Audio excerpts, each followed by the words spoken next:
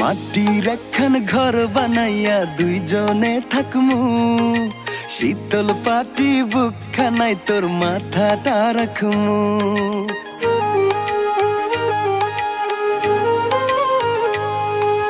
মাটির একখান ঘর বানাইয়া দুইজনে থাকমু, শীতল পাটি বুকখানায় তোর মাথাটা রাখমু।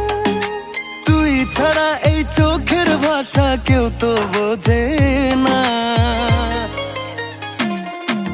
তোর পরানে পরান বান্ধা দেখবো যোচনা। ও রাখিস রে তোর মন মাঝারে, কোথাও যাব